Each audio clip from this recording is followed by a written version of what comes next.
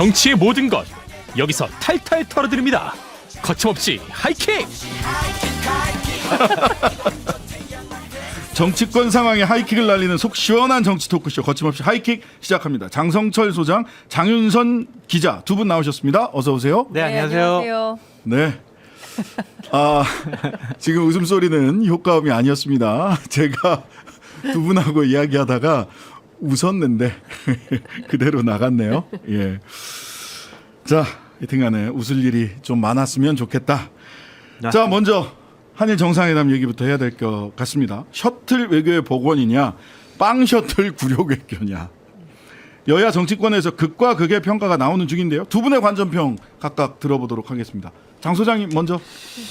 이게 기준과 기대치라는 것을 우리가 생각을 해보고 판단을 해야 될 것 같아요. 그러니까 역대 정권에서는 일본의 진정성 있는 과거사에 대한 사과가 기반이고 그것을 제대로 하지 않으면은 미래의 한일 협력 관계는 없다라는 게 기본적인 입장이었는데 과거사에 대해서 이제 일본이 뭐 사과를 안 하고 계속해서 독도는 일본 땅이라고 하더라도 우리는 그것을 이해하고 무조건 미래 협력 관계로 나가야 된다. 왜냐?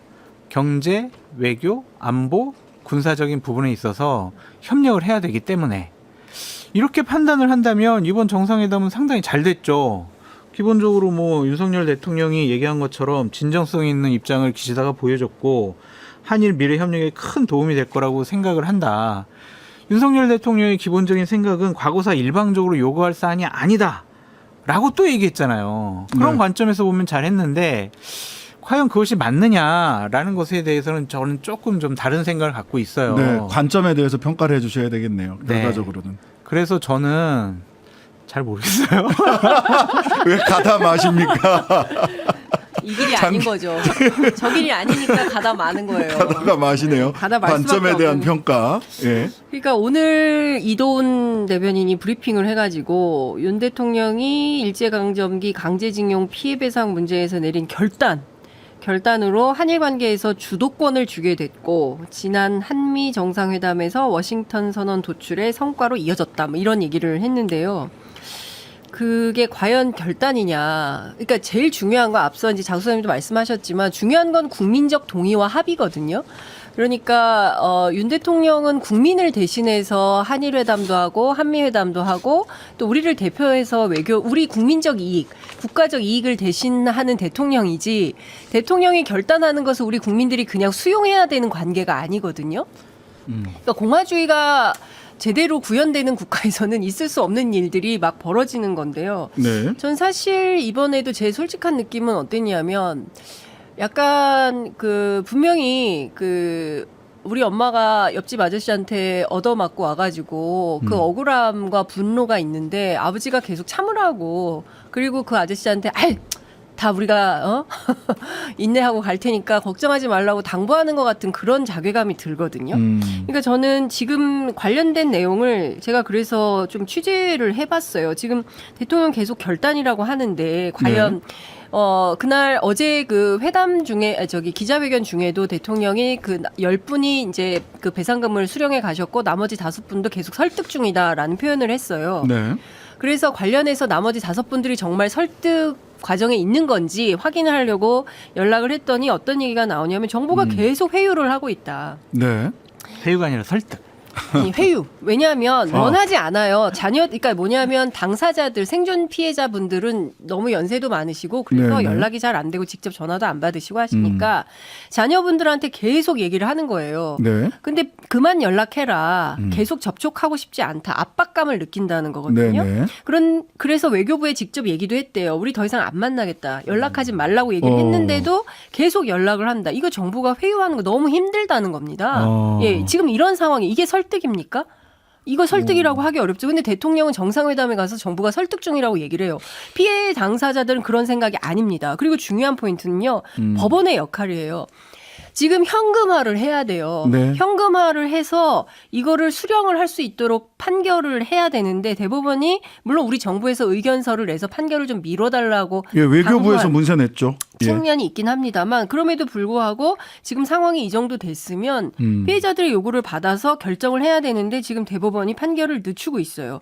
이거 말고도 동시에 계류되어 있는 후지코시하고 일본제철 계류되어 있는 재판이 있거든요. 네. 여기도 생존 피해자들이 한 대여섯 명 할머님들 살아 계십니다. 이 문제도 지금 판결이 안 나고 있어요. 이런 등등의 문제들을 종합해 볼 때 대통령과 정부가 주장하는 것과 우리 국민들이 바라는 것과 그리고 생존 피해자들이 느끼는 것과 이게 너무 괴리가 커서 어디서부터 어떻게 평가를 해야 될지 모르겠는데 재밌는 포인트는 일본 언론들이에요. 요미우리 아사히가 진보 보수 가리지 않고 상케이까지 포함해가지고 윤석열 대통령이 통큰 합의를 했으나 지지율이 안 오른다. 네. 이게 굉장히 중요한 과제다. 과연 한일 관계 개선에 대해서 한국 국민들이 이해를 할지, 이해를 얼마나 얻을 수 있을지, 이게 지지율로 이어지지 않는 현상을 주목하고 있다. 이런 얘기들이, 보도들이 나오고 있는 거거든요.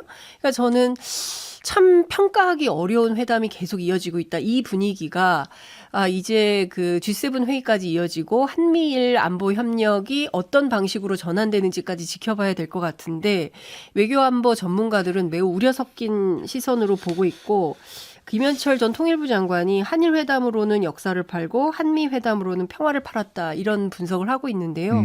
정말 매우 심각한 상황이다라는 생각이 좀 듭니다. 자, 장 소장님. 네. 오늘 연합 그 보도를 보면 기시다 총리에게 너무 부담 갖지 말라고 전해달라라고 일본 NSC 아키바 국장을 네. 만난 자리에서 오히려 얘기를 했다고 해요. 근데 저는 대통령실 고위 관계자가 누군지 모르겠는데 조태용 안보실장은 네.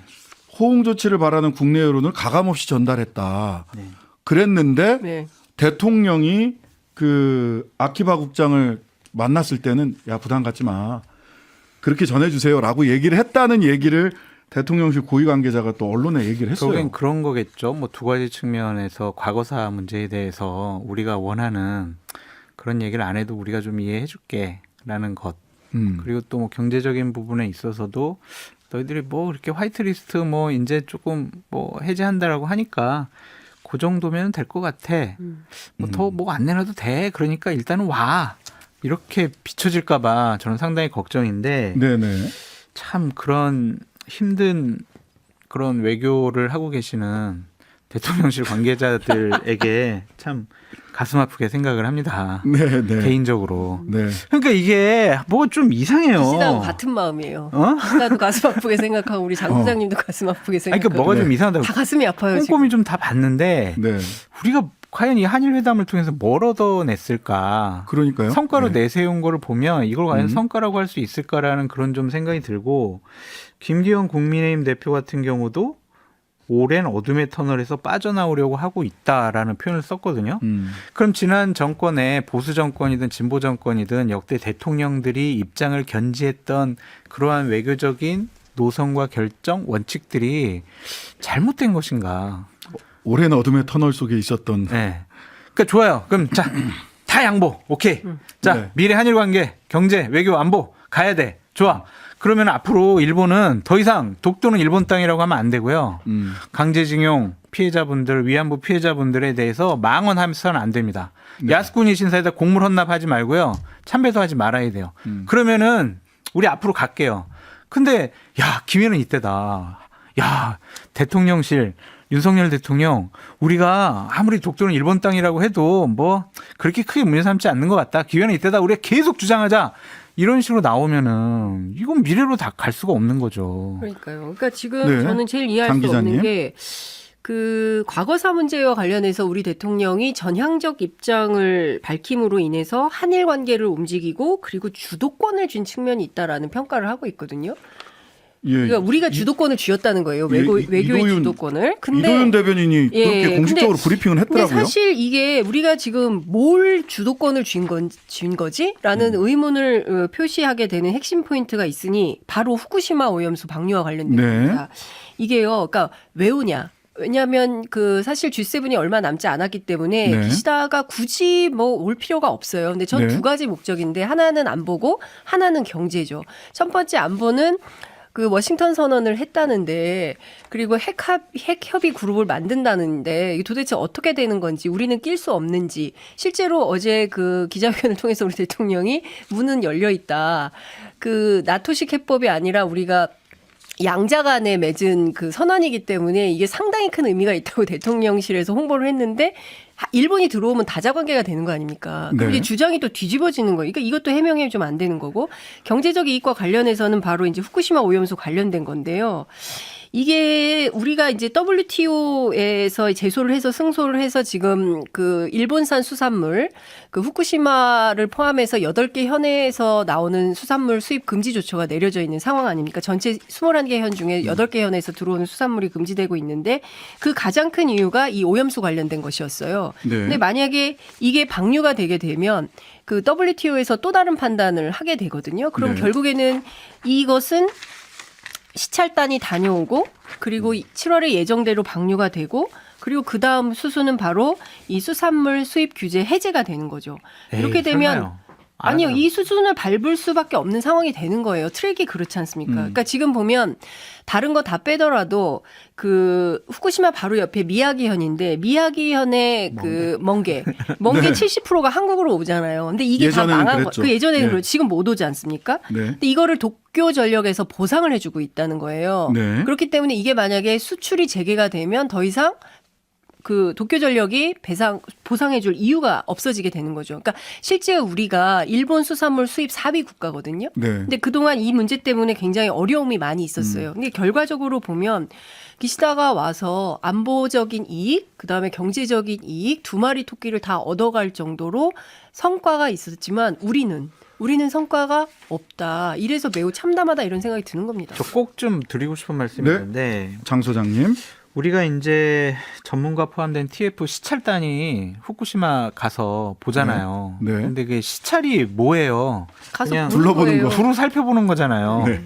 가서 우리가 조사를 할 수 있는 권한이 있는 거 아니잖아요. 네. 그러면은 자칫 잘못하면 우리 시찰단이 후쿠시마 오염수 방류의 면허증을 내주는 것이 아니냐. 좀 그렇죠. 그런 걱정이 드는 그게 거예요. 제일 심각한 거죠. 그게 뭐 면죄부를 많은 주는 분들이 거. 걱정하는 건데 근데 저는 좀 언론 보도를 보면서 그래도 이건 아니지 않나 싶은데 동아일보 한 전문가 후쿠시마 오염수 안전성 별도 검증 예? 그 인간 다 먹어라. 그 인간 보고 다 먹으라 그래요. 그다음에 TV조선 후쿠시마 오염수 공동 검증 합의 이게 예전에 나온 기사가 오늘 아침에 나온 그러니까 거예요. 검증이 검증이 아니라 아니지, 검증이 시찰이지. 아니라 아니, 시찰이에요. 이렇게 다 가서. 나와 있다고 그러니까요. 동아일보하고 TV조선. 근데 2013년 10월에도 갔었어요. 그때 바로 그 수산물 문제 때문에 우리나라의 원안위하고 식약처 산하 기관의 합동조사단이 갔었어요. 가가지고 뭐 했냐면 표충수 4개, 그 다음에 후쿠시마 외곽 지역에 뭐 3-4군데, 네. 그 다음에 네. 수산물 네. 10여 정, 뭐 이런 정도만 가지고 왔다는 거예요. 그래서 보여주는 것만 보고 와야 된다. 알겠습니다. 그리고 거기다가 더 심각한 것은 거기 사고 지역이기 때문에 위험한 데는 가지도 못해요. 예, 요 부분은 잠시 후 3부에서 송기호 국제통상 전문 변호사랑 한 번 더 짚어보도록 그건 하겠습니다. 또 진보 쪽 분 아니에요? 또 국민의힘에서 뭐, 문제 삼으면 어떻게 하려고? 뭐 파란색인지 빨간색인지 모르겠습니다. 공정하게 하셔야 됩니다. 네, 알겠습니다. 네. 자, 민주당으로 바로 가보겠습니다. 돈봉투에 이어서 김남국 의원 이거 60억 코인 논란이라고 얘기를 해야 되는지는 잘 모르겠는데 본인은 오늘 지금 현재 코인 평가액은 9억 1천만 원인가? 이렇게 얘기를 했습니다. 자, 김남국 의원 코인 논란 국민의힘에서는 윤리특위 제소 했다라는 건데요. 이 사안 어떻게 보고 계십니까? 어떻게 평가하고 계세요? 김남국 의원이 오늘 해명을 했지만 더 의혹은 쌓여만 가고 있고 김남국 의원의 거짓말로 위선이 드러나고 있는 것이 아니냐. 민주당은 돈봉투 사건 때문에 상당히 곤혹스러워해서 쇄신의 분위기를 박광원 원내대표가 갖고 가고 싶어 하는데 이 문제까지 해서 괜히 또 여러 가지 부패 아니면은 부정 아니면 여러 가지 뭐 문제 있는 그러한 민주당으로 손가락질 당할까봐 전전긍긍할 것 같아요. 좋아요. 김남국 의원한테 좀 묻고 싶어요. 지금 80만 개 코인을 샀다 안 샀다 이 부분에 대해서는 해명을 안 하잖아요. 샀다잖아요. 그러니까 80만 개 맞는 거잖아요. 그렇죠? 예. 80만 개. 저는 그렇게 언론에서 그러면은 보는데. 본인이 2월 12일까지 뭐 그동안 갖고 있었던 LG 디스플레이 이런 걸 팔아가지고 코인을 샀다라는 샀다. 거 아니에요? 2월 13일 이후에 샀을 거 아니에요? 그러면은 그쵸? 그러면 그 당시에 그 코인 하나가 6,700원이에요. 그럼 80만 개를 샀다고 하면은 53억 원이 필요해요. 근데 자기는 LG 디스플레이 거 팔아서 9억 얼마가 있었대요. 그럼 뭐가 안 맞잖아요, 지금. 44억이 어디서 나서 샀냐고. 이거에 해명을 안 해요. 못 해요. 그러니까 그래서 지금 이상해. 당 안에서 이제 제가 오늘 그 뭐 지도부 포함해서 의원들 이제 쭉 전화를 해서 이제 의견을 좀 어떻게 이 문제는 뭐 어떻게 해야 되냐 그랬더니 일단은 진상조사 필요성이 좀 제기가 된다. 그래서 사무총장 중심으로 해서 조사위원회 꾸리고 좀 사실을 알아봐야 되는 거 아니냐라는 얘기가 좀 나오고 있습니다. 근데 핵심적으로는요. 뭐 본인은 불법이 없었고 내 정치 생명을 다 걸 거고 합법적이었다. 합법적인 거래였기 때문에 문제가 없다라고 얘기를 하고 있는데요. 이제 관련해서 시민단체인 참여연대가 오늘 논평을 내가지고 이 가상재산에 대한 취득과 처분 과정에 대해서 일단 투명하게 밝혀야 된다. 김남국 의원. 왜 그러냐 하면 이게 합법 투자라고 강조를 하고 있긴 하지만 공직자잖아요. 그리고 공직자는 재산을 투명하게 공개를 해야 된다는 기본 원칙이 있는 거 아니겠습니까? 근데 그런 거와 관련해서 꼭 밝혀야 되는 의무가 없었으므로 문제가 안 된다라고 주장을 한다고 하더라도 2021년 7월에 왔던 그 가상자산 그 과세 유예 법안 관련해서 발의 명단에 포함이 됐었어요. 근데 본인은 찬성표 던지지 않았다라고 했지만 나중에 소득세법 개정안 찬성안 던진 게 이제 확인이 좀 됐죠. 오늘 언론 보도를 통해서. 그리고 이해 충돌이 있냐 없냐 이거 가지고 이제 많은 논란이 있는데 어찌됐든 현행 재산 등록 공개 제도에 따르면 불법은 아니지만 그래도 거액에 해당되는 뭐 그 60억이 됐든 9억 얼마가 됐든 어찌됐든 현금 자산이 큰 돈이 비공개 상태로 보유되어 있었던 것이고 이게 만약에 직무상 비밀이나 미공개 정보를 이용했다면 그 자체로 상당히 큰 쟁점이 될 수가 있고요. 그래서 오늘도 해명 자료에 보니까 취득 일자, 취득 경위, 소득원에 대해서는 내용이 없습니다. 언제 사서 언제 얼마에 사서 얼마에 팔아서 얼마를 남겼는지 아니면 얼마를 손해를 봤는지에 대해서는 당 안에서도 김남국 의원이 좀 제대로 밝혔으면 좋겠다. 이건 부적절한 행위라고 보여지고 이 문제에 대해서 그냥 넘길 수 없다는 지도부 내부의 고민도 있는 걸로 알고 있습니다. 그 자칫 잘못하면 전 의원인 김병관 의원 웹젠 대표 거기까지 수사가 확대될 수도 있지 않을까라는 생각이 들어요. 그건 어떤 의미에서? 왜냐하면 그렇죠? 2021년 12월 29일 날 위메이드랑 웹젠이 위믹스 생태계 확장 업무 협약을 체결을 해요. 그런 다음에 이제 주가 그 코인 가격이 확 올랐거든요. 그런데 김남국 의원은 돈이 9억밖에 없었는데 80만 개를 샀다고 그래요.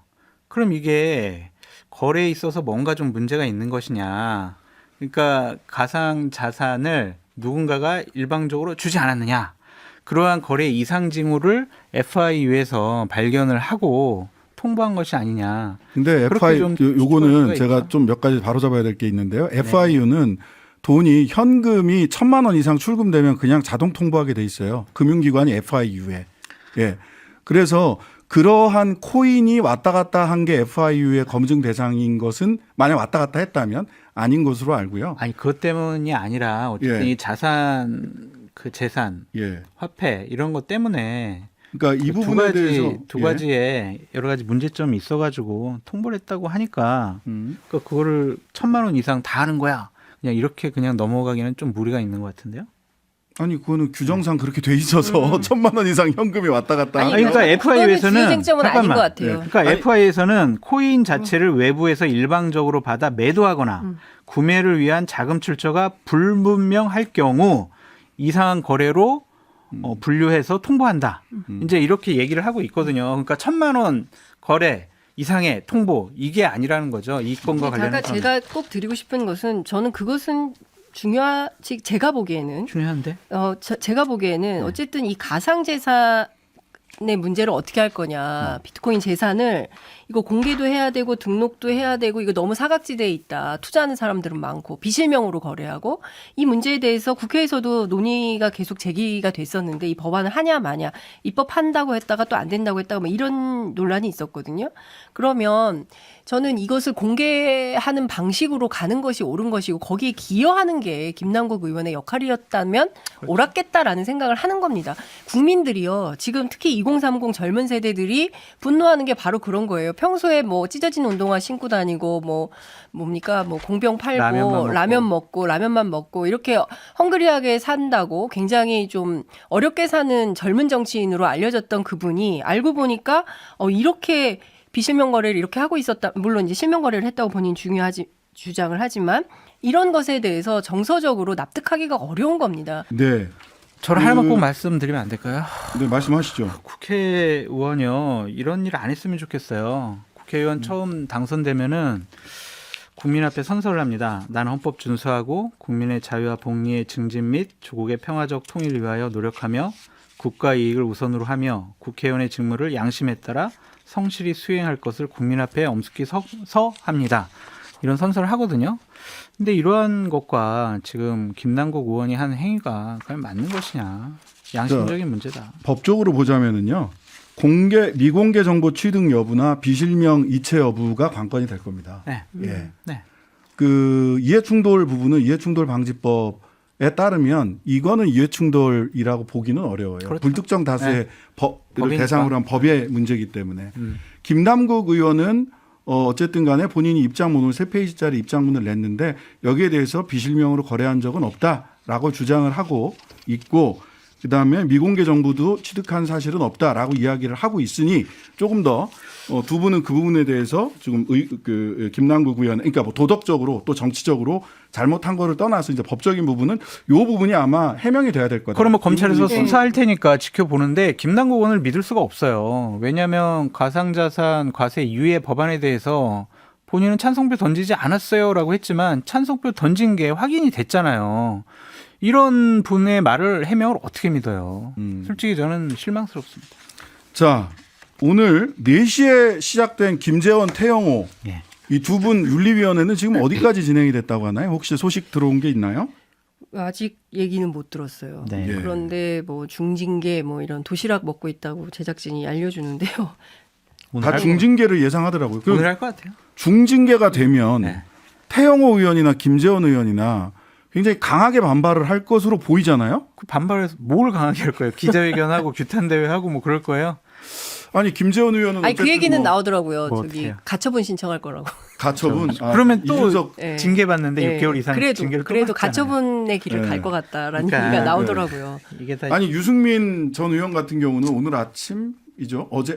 오늘 아침이죠. 아침. 오늘 아침 인터뷰에서 진실 공방이 그렇죠. 새롭게 시작될 수 있다. 이진복 그렇죠. 수석이 네. 무슨 말을 했느냐에 대해서 이렇게까지 본인이 대통령실을 엄호했는데 나를 이렇게 대하면 나도 다른 생각을 할 수 있지 않겠느냐. 근데 라는- 지부 관계자에 따르면 제가 취재했더니 뭐 상당히 설득이 됐다. 그래서 자진 사퇴의 길로 갈 것 같다라는 말도 하긴 해요 기자들한테. 네. 근데 과연 그럴지는 모르겠습니다. 왜냐하면 태영호 의원 스스로 뭐라고 기자들한테 얘기했냐면 징계 수위의 합리성, 그 다음에 형평성 이걸 따져보고 말이 안 되면 본인이 재심 청구하겠다 이제 이런 입장인 거예요. 그러니까 유승민 전 대표가 얘기한 대로 반격의 드라마를 쓸 수도 있고 네. 합리적으로 본인이 납득할 정도면 수긍하고 넘어갈 수도 있는 아주 묘한 기운이 흐르는 윤리위 상황이다 이런 말씀 드릴 수 있을 것 같아요. 근데 강한 징계는 예상이 돼요. 또 오늘 최고위원 회의도 안 했잖아요. 네.